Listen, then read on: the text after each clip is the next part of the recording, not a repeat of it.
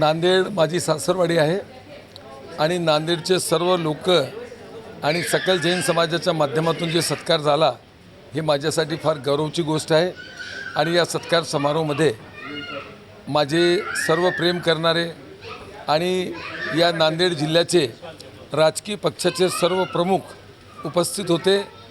मी ज्या पद्धतीने मी आपल्या जीवनात काम केलेलं आहे, 2 वेळ विधान परिषदेला काम केला, त्याच्यानंतर माझे नेते माननीय खासदार प्रफुल्लभाई पटेल, सुनेत्राताई पवार आणि पार्थ पवार, सुनील तटकरे साहेब यांच्या माध्यमातून राज्यसभेवर माझी बिनविरोध महायुतीच्या माध्यमातून माझी निवड झाली।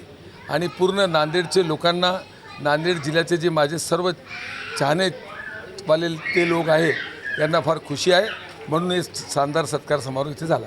ऑपरेशन टायगरला घेऊन शिवसेनेचे आपले उद्धव ठाकरेचे 6 खासदार शिंदे सेनेमध्ये दाखल होणार आहेत आणि शरद पवार गटाचे देखील फुटण्याचे चान्सेस आहेत राष्ट्रवादीकडे। हे आजचा विषय नाही आणि याच्याबद्दल बोलणं मला वाजिब वाटत नाही, म्हणून याबद्दल मी काही प्रतिक्रिया देत नाही। सोशल मीडियावरती चर्चा अशी सुरू आहे की अजितदादांच्या राष्ट्रवादीच्या संपर्कामध्ये हे राष्ट्रवादीचे शरद पवार गटाचे खासदार आहेत अशी चर्चा। अशी चर्चा कोणती माझ्याकडे नाही आणि हे जे तुम्ही म्हणतात याच्याबद्दल काही मला माहिती नाही, म्हणून याच्याबद्दल काही बोलणं बरोबर नाही। सकल जैन समाजाच्या वतीने काही मागण्या संदर्भामध्ये तुमच्याकडे? सकल जैन समाजाचे, आमच्या सर्व सकल जैन समाज एक चांगल्या पद्धतीने काम करतात आणि आमच्या सत्य अहिंसा समाजसेवा हे ध्येय आहे।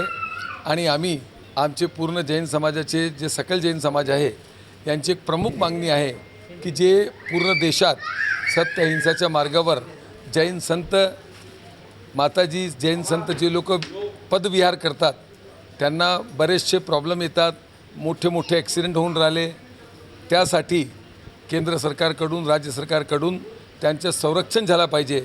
आणि जे सत्य अहिंसाच्या मार्गावर देशात एक चांगल्या पद्धतीने, चांगल्या भावनाने जे काम करत आहे, त्याग तपस्याची जी मूर्ती आहे, यांना हे संरक्षण मिळावा यासाठी मी आदरणीय देशाचे गृहमंत्री माननीय अमित शाह साहेब यांना भेटणार आणि एक निवेदन देणार आहोत।